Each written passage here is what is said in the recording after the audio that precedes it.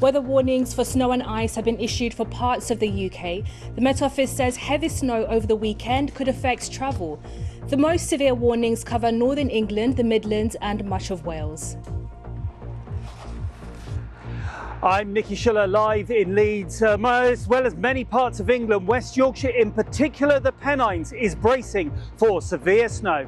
Good evening. The Met Office is warning that large parts of the UK are facing disruption from heavy snow and freezing rain in the next few hours. The first amber warning starts in 10 minutes' time and it covers the East Midlands, North West England, Wales, South West England, the West Midlands and Yorkshire and the Humber.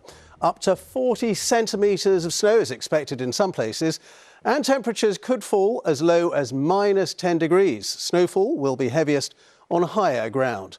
Our correspondent Sharon Barber has the latest from Yorkshire. The snow-topped mountains of North Wales. And now much of the UK is bracing itself for more snow and ice. The heaviest of the snow overnight is forecast for the Lake District and parts of the northwest. It will bring challenges for many, but for others, there's an excitement. I'm going to go sledging. So, yeah. What about the freezing temperatures? Just put another coat on. Yeah, we have to go back to Northampton. Are you worried about that? Perhaps, maybe there'll be some sort of obstructions on the road. What's your preparation plan? Get some gloves on and go out and snowball. I can't wait for it. The gritters have been and are heading out in all directions, but drivers are being warned of potentially treacherous conditions and should be prepared if they get stuck. Commuters are also being warned about train travel. There have already been problems with Northern Rail services, TransPennine and ScotRail. The main concern is ice on the track could slow down or halt services, so travellers are being advised to check before you travel. The emergency services are bracing themselves for a challenging 24 hours, but they're already under huge pressure. If your journey is necessary and you are going to travel in the snow, then please take some sort of supplies with you, some food, a drink, a charged mobile phone. Make sure your windows are clear and de-iced and demisted. Take a jacket and a blanket.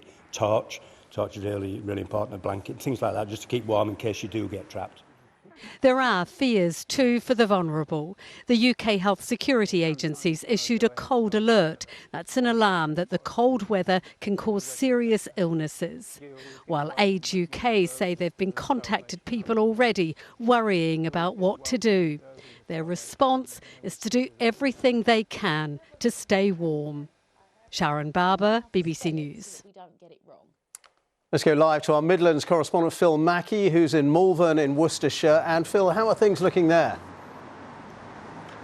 Still no sign of any snow, Ben, although despite the amber warning kicking in a few minutes' time, we weren't really expecting anything till later this evening and into the early hours of tomorrow morning, perhaps preceded by freezing rain, which means you might get ice and then snow on the top of it. And clearly one of the big issues will be simply getting around. Now, we've been talking about this for a couple of days, so I think people are well aware of what may be to come. And a lot of people are out at the moment because it's before things get bad. I've checked the radar. It looks like we're probably an hour away before we start seeing the first snowflakes falling. There's a gritting depot just down the road.